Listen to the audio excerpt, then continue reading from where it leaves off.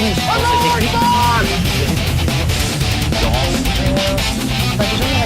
normal en Russie.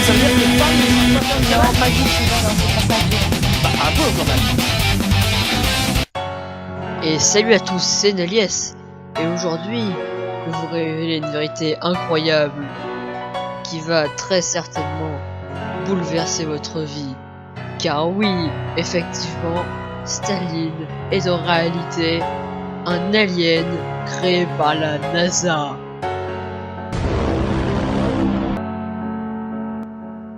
Donc si je fais cette vidéo, c'est principalement parce que suite à ma dernière vidéo qui parlait justement du hackage de Facebook via la NASA, beaucoup de gens m'ont demandé mais Nelies, c'est pas juste, tu vois, nous on sait pas c'est quel genre de complot fait la NASA. C'est vrai qu'il y a quand même plein de complots que fait la NASA, donc des complots Illuminati, des complots reptiliens, il y a plein d'autres petits de complots, en tout cas il y a plein de choses sur la NASA.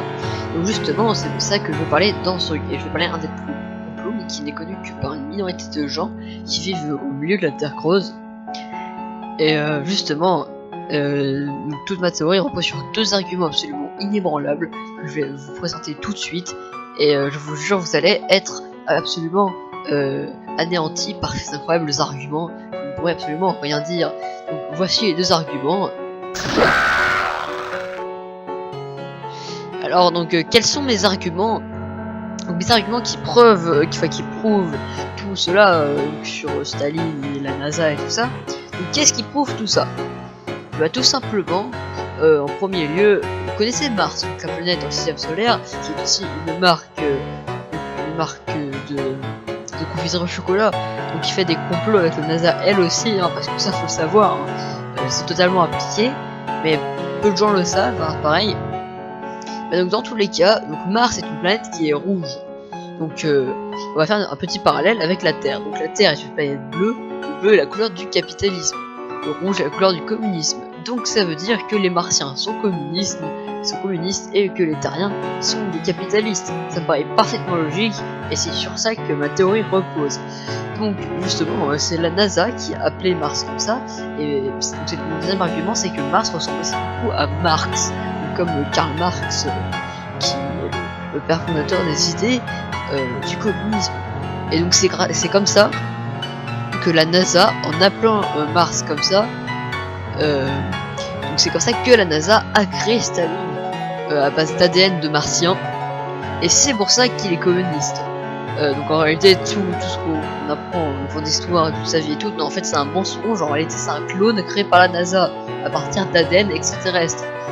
Vous voyez, c'est enfin que je peux rétablir la vérité dans ce monde, parce que il faut bien que quelqu'un le fasse à un moment. Mais au moins vous savez tout, et étant donné que Mars est un dieu de la mythologie grecque, et vous voyez comment ça va venir le truc. C'est que la mythologie grecque, Mars, et c'est comme ça que la NASA a donné le nom. Donc ça veut dire que la NASA est une création gréco-israélienne créée en Amérique, mais contrôlée par des espions soviétiques. Et donc ça veut dire que, vous avez bien compris, ça va être la très grosse révélation, c'est qu'en réalité, la NASA, ce n'est pas contrôlé par les États-Unis, mais bien en réalité par la Russie.